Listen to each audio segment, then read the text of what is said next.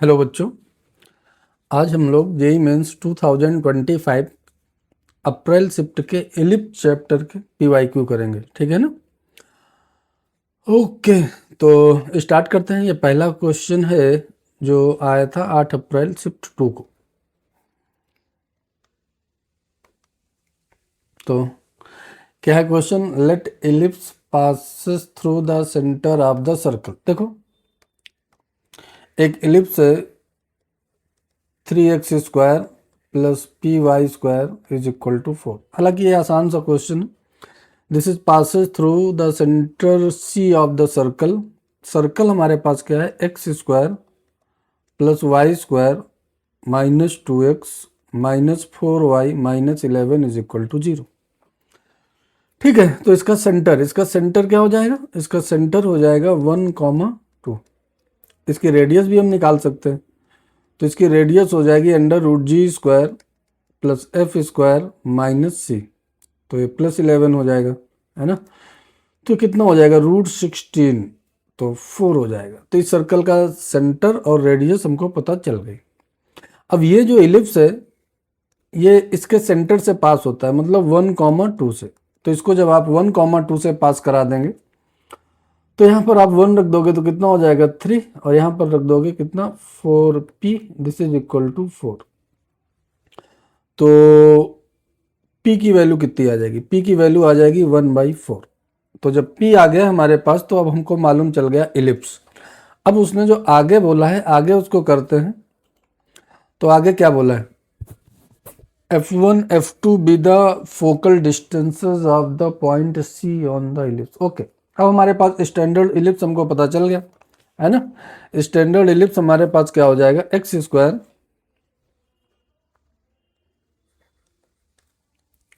Upon 4/3, ठीक है, plus y² upon और 4/p। तो 4/p करोगे तो 16 हो जाएगा। This is equal to 1। ये हमारे पास इलिप्स आ गया। p की वैल्यू आ गई तो इलिप्स आ गया। ठीक है ना?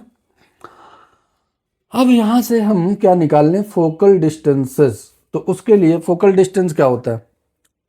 एक पहली बात तो ये कि ये वर्टिकल इलिप्स है ना? क्योंकि यहाँ पर देखो वाई बी जो है ग्रेटर देन ए है, तो वो वर्टिकल इलिप्स है ये वाला।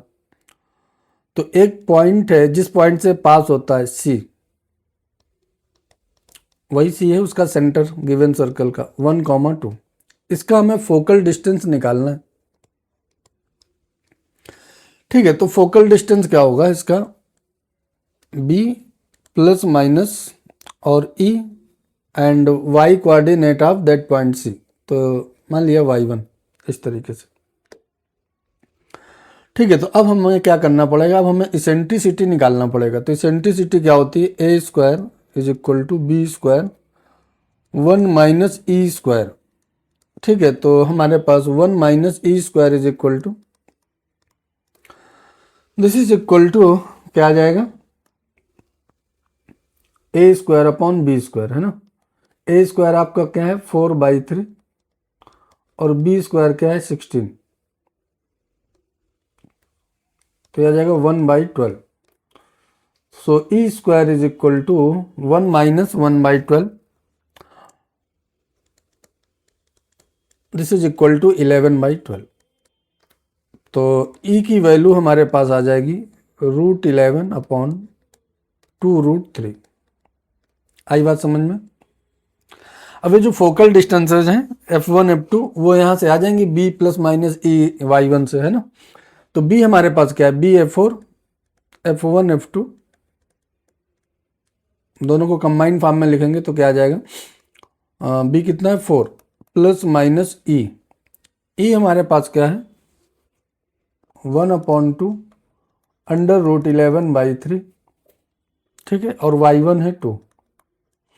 तो 2 से 2 कैंसिल हो जाएगा। तो f1 इंटू f2 हमको क्या चाहिए? हमको एक्चुअली में f1 इंटू f2 ही चाहिए था ना? हाँ, 6f1 f2 माइनस r। तो f1 f2 आप निकाल लो। f1 f2 तो एक हो गया 4 प्लस √11/3 एंड 4 माइनस √11/3।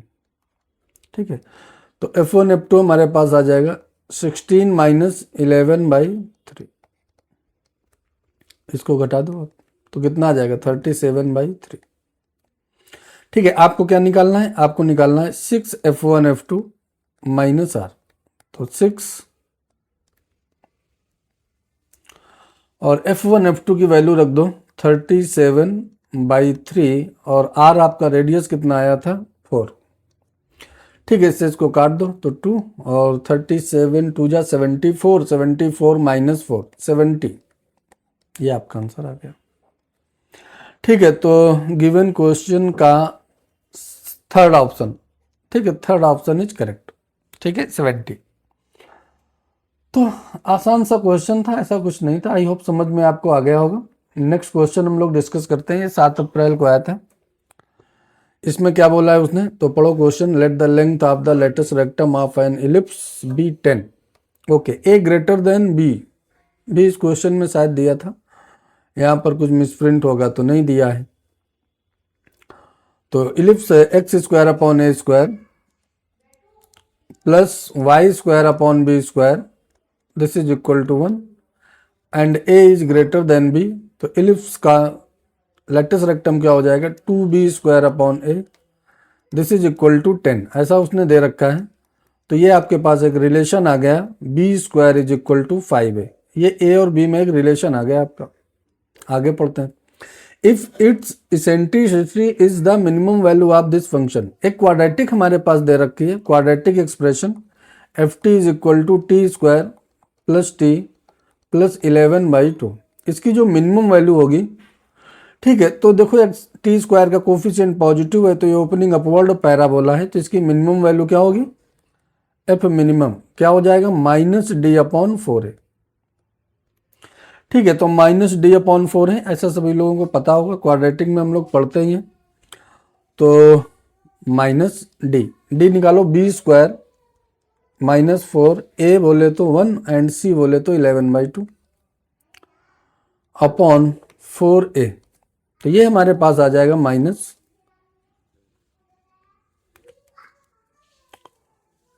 -44 प्लस 2।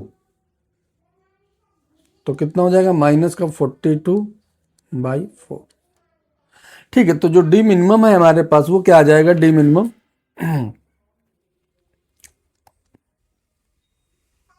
21/2।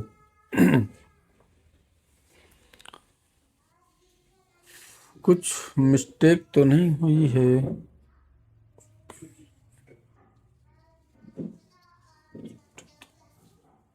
यहाँ पर 8 आ जाएगा, t square b square 1 - 4ac।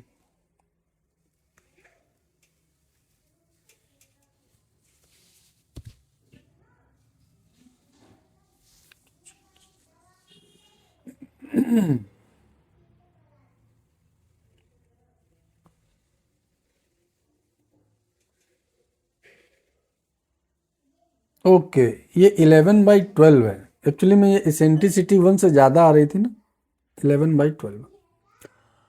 ठीक है, तो इसको जरा हटा देते हैं, थोड़ा सा मिस्टेक, सॉरी।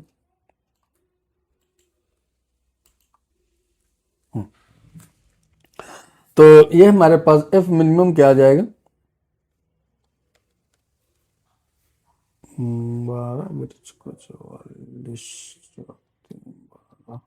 3। तो 3 - 11, 3 - 11 कितना हो जाएगा, माइनस का 8 तो ये हो जाएगा प्लस का 8 और 3 12। ठीक है, तो एफ मिनिमम कितना आ गया 2/3। तो उसने क्या बोला है, जो इसेंट्रिसिटी है हाइपरबोला की, वो इसकी मिनिमम वैल्यू है, हाइपरबोला नहीं सॉरी इलिप्स की। तो इसेंट्रिसिटी क्या आ गई 2/3। अब हम इसेंट्रिसिटी वाला रिलेशन यूज कर लें, b square is equal to a square 1 - e square. तो ये हो जाएगा बी स्क्वायर की जगह आप 5a रख दो, this is equal to a square and 1 minus और ई स्क्वायर 4/9। ठीक है, तो ये आपका आ जाएगा ए स्क्वायर और 9 - 4 5/9 ठीक है, तो ये 5a कैंसिल हो जाएगा, तो a की वैल्यू आपके पास आ गई 9। ठीक है, a 9 आ गया, तो b स्क्वायर कितना आ जाएगा, b स्क्वायर आ जाएगा 9 इंटू 5 45। ठीक है, तो आपको चाहिए क्या, आपको शायद a square plus b square उसने पूछा है, a square plus b square, तो 81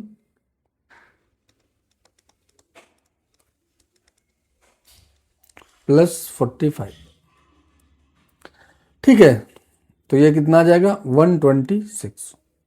तो ये भी आसान सा ही क्वेश्चन था, और सेकंड ऑप्शन जो है ये करेक्ट 126। नेक्स्ट क्वेश्चन करते हैं, ये भी 7 अप्रैल को आया था। एक ए सेट है अल्फा कॉमा बीटा, और रिलेशन है एक्चुअली में mod of alpha -1 is less than और equal to 4, okay, and mod of beta -5 less than और इक्वल टू 6। तो देखो करते हैं, अल्फा -1 ये क्या हो जाएगा, ये हो जाएगा -4 से 4। तो अपने पास अल्फा क्या आ गया, अल्फा आ गया 5 और इधर आ गया -3। इसी तरीके उसने दे रखा है कि mod of beta -5 less than और इक्वल टू 6, तो बीटा -5 लेस देन और equal to 6 and greater than और इक्वल टू -6। तो बीटा का इंटरवल आ जाएगा 11 और इधर हो जाएगा -1। तो अल्फा और बीटा का हम लोगों ने इंटरवल तो निकाल लिया। ठीक है,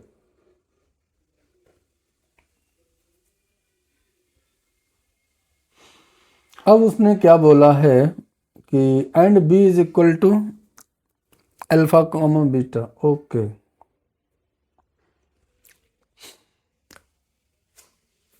(16) अल्फा -2 का होल स्क्वायर प्लस 9 बीटा -6 का whole square, this is less than और इक्वल टू 144। तो इसको आप कैसे लिख सकते हो, अल्फा -2 का whole square divided by 9 plus beta -6 का whole square upon 16 less than और इक्वल टू 1। तो ये एक इलिप्स आ गया, शिफ्टेड इलिप्स है ना, और कौन सा इलिप्स है, ये वर्टिकल इलिप्स है। समझ गए बात को, जिसका सेंटर कहाँ होगा 2,6 पे। अच्छा, तो अल्फा कहाँ है, -3 से 5,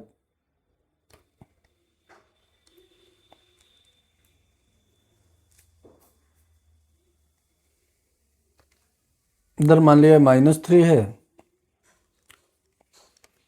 और इधर है 5, और बीटा जो है आपका शायद -1 से 11 है, -1 से 11,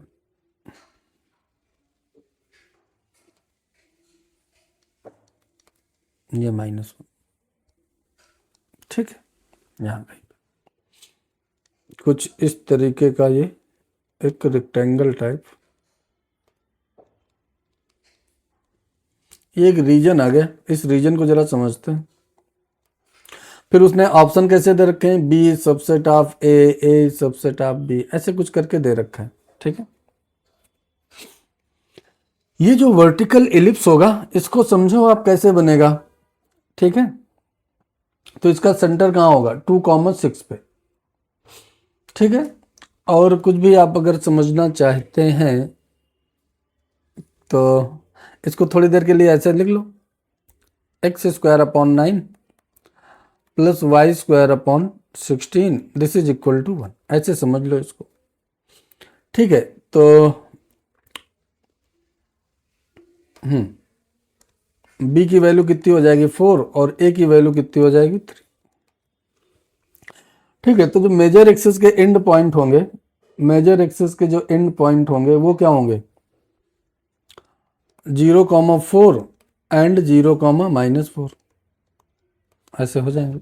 ठीक है, ये तो इसके हो गए, तो इसके क्या होंगे तो यहाँ से अगर आप देखो तो alpha minus two is equal to 0, तो अल्फा इज इक्वल टू क्या आ जाएगा 2, and beta minus six is equal to 4, तो बीटा क्या आ जाएगा 10। ठीक है, तो जो B1 है, B1 क्या हो जाएगा हमारे पास, B1 हो जाएगा 2,10। ठीक है, इसी तरीके आप B2 भी निकाल सकते हो। ठीक है, तो B2 क्या हो जाएगा, B2 हो जाएगा 2, और यहाँ पर आप -4 रख दोगे, है ना, तो 6 - 4 कितना हो जाएगा 2, तो 2,2 और 2,10। आई बात समझ में?